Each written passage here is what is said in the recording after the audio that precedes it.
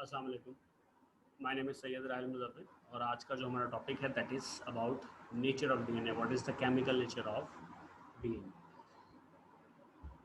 Frederick Miescher एक scientist था, German chemist था। इसने डीएनए डिस्कवर किया 1869 में और इसने एक सब्सटेंस एक्सट्रैक्ट किया, वाइट सब्सटेंस फिश के स्पर्म और ह्यूमन सेल्स के न्यूक्लियस। क्योंकि ये न्यूक्लियस से इसने एक्सट्रैक्ट किया था तो इसने इस सब्सटेंस का नाम रखा न्यूक्लिन। और बाद में पता चला कि इसकी एसिडिक नेचर है तो इसलिए इसको न्यूक्लिक एसिड का नाम जो है वो दिया गया। फिर एक और साइंटिस्ट था पी लिवेने। उसने एक्चुअली इसकी केमिकल कॉम्पोजिशन को बताया कि जो न्यूक्लिक एसिड है वो दो टाइप्स का होता है, डीएनए और आरएनए। और दोनों टाइप्स के न्यूक्लिक एसिड के अंदर ये एक्चुअली दोनों टाइप्स के जो न्यूक्लिक एसिड्स हैं ये पॉलीमर्स हैं और पॉलीमर्स मोनोमर से मिलकर बनते हैं। और इनके केस में जो मोनोमर है वो न्यूक्लियोटाइड है और न्यूक्लियोटाइड के तीन कंपोनेंट्स हैं। पहला है जी फॉस्फेट ग्रुप, फिर है 5 कार्बन शुगर, राइबोज या डिऑक्सीराइबोज और नाइट्रोजन कंटेनिंग बेसिस। सो अब देखें 5 कार्बन शुगर डीऑक्सीराइबोज भी है, राइबोज भी है। डीएनए के डीऑक्सीराइबोज है, आरएनए में वो राइबोज है। नाइट्रोजन बेसिस को दो ग्रुप्स में डिवाइड करते हैं, प्यूरीन्स एंड पिरिमिडीन्स। प्यूरीन्स डबल रिंग्ड हैं, बड़ी हैं। पिरिमिडीन्स सिंगल रिंग्ड होती हैं। प्यूरीन्स में एडेनिन है, गुआनिन है। पिरिमिडीन में साइटोसिन है, थायमिन या यूरासिल है। ज़ाहिर अगर डीएनए है तो उसमें जो नाइट्रोजन बेसिस होंगी वो होंगी adenine, guanine, cytosine and thymine. और अगर आरएनए है तो उसमें नाइट्रोजन बेसिस होंगे adenine, guanine, cytosine and uracil. ये आप बेसिस देख सकते हो कि ये डबल रिंग्ड हैं।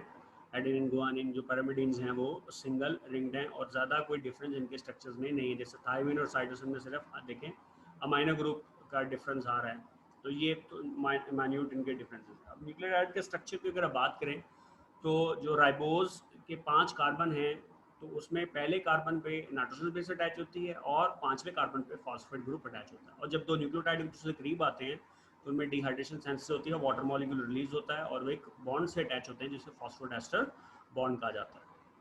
अब होता ये है कि जो इनकमिंग जो नया न्यूक्लियोटाइड आ रहा है उसका 5 कार्बन का फॉस्फेट ग्रुप और जो पहले से न्यूक्लियोटाइड मौजूद है उसके कार्बन 3 के हाइड्रोक्सिल ग्रुप में बॉन्ड बनता है। तो अभी हम देखते हैं कैसे बनता है। अब न्यूक्लियोटाइड का स्ट्रक्चर देखें कि ये 1 2 3 4 5 ये 5 कार्बन हैं। इसके कार्बन नंबर 1 से नाइट्रोजन बेस अटैच है, इस केस में एडेनिन है। और ये 5 कार्बन से फॉस्फेट ग्रुप अटैच होता है। तो अब देखोगे ये दो न्यूक्लियोटाइड्स हैं, अब इनके दरमियान बॉन्ड बनेगा। जब बॉन्ड बनता है उसे बोलते हैं फॉस्फोडाइस्टर बॉन्ड के। अब ये जो राइबोज शुगर है या न्यूक्लियोटाइड है इसके कार्बन 3 का हाइड्रोक्सिल ग्रुप और जो नया न्यूक्लियोटाइड आ रहा है उसके कार्बन 5 पे फॉस्फेट का हाइड्रोक्सिल ग्रुप, इनके दरमियान डिहाइड्रेशन सेंस का रिएक्शन होता है, वाटर मॉलिक्यूल रिलीज हो जाता है और इनके दरमियान बॉन्ड बन जाता है जिसे फॉस्फोडाइस्टर बॉन्ड कहा जाता है। तो देखें कि ये POC भी इस बॉन्ड को कहते हैं, PO ये कार्बन सी, ठीक है, POEAC। अब फॉस्फोडाइस्टर इसको क्यों बोलते हैं, देखो कि जब भी एस्टर कब बनता है, जब किसी एसिड और अल्कोहल में बॉन्ड बनता है तो एस्टर कंपाउंड बनता है। जब ये न्यूक्लियोटाइड बना होगा तो यहाँ पे जाहिर है हाइड्रोक्सिल ग्रुप होगा ना CH2 के साथ। जब ये फॉस्फेट अटैच हुआ होगा इस कार्बन 5 के साथ तो इन दोनों में भी एक एस्टर बॉन्ड बन चुका होगा। तो एक्चुअली यहाँ पे दो बनता एक एस्टर बॉन्ड है, लेकिन इसको स्टेबलाइज स्ट्रक्चर को दो एस्टर बॉन्ड करते हैं। एक एस्टर बॉन्ड जो कि फॉस्फेट और इस कार्बन के दौरान बना हुआ था पहले से ही, और एक वो एस्टर बॉन्ड जो कि इस फॉस्फेट और इस न्यूक्लियोटाइड के कार्बन 3 के हाइड्रोक्सिल ग्रुप के साथ अटैच हुए, तो उसको बोलते हैं फॉस्फोडाइस्टर बॉन्ड। फिर एरगन चॉरगॉफ एक साइंटिस्ट था, उसने ये कहा कि डीएनए के अंदर जो अमाउंट ऑफ एडेनिन है वो हमेशा थायमिन के बराबर है और जो गुआनिन के अमाउंट है वो साइटोसिन के बराबर है। तो उसने कहा अगर इसी चीज़ को हम यूज़ करें तो इट मीन्स के जो प्यूरिन्स की जो प्रोपोर्शन है वो पिरिमिडिन्स के इक्वल होती है। फिर दो और साइंटिस्ट थे, रोजलैंड फ्रैंकलिन और मॉरिस विल्किन, ब्रिटिश, दोनों बायोकेमिस्ट थे।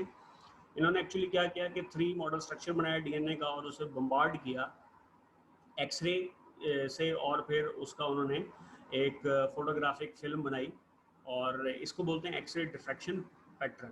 तो एक्चुअली उससे उन्होंने जो इन्फॉर्मेशन एक्सट्रैक्ट की, डिराइव की, उसके मुताबिक कि जो डीएनए का मॉलिक्यूल है वो हेलिकल शेप में होता है और इसका जो डायमीटर है वो 2 नैनोमीटर होता है और इसका जो एक टर्न है उसमें 3.4 नैनोमीटर जो है वो इन्वॉल्व होता है। दोनों को इनमें से इसको मिल गया था मॉरिस विल्किंस को नोबेल प्राइज़। रोज़ालिंड फ्रैंकलिन की डेथ हो गई थी कैंसर से, चूँकि एक्सरे का बहुत ज़्यादा इस्तेमाल इसने किया था, तो इस बंदे को इस इंफॉर्मेशन की बेस पे नोबेल प्राइज़ भी मिला था। आसान सा टॉपिक था, इसको ना समझ आए तो पूछ लीजिएगा, इंशाल्लाह अगले लेक्चर में आपसे मुलाकात होती है।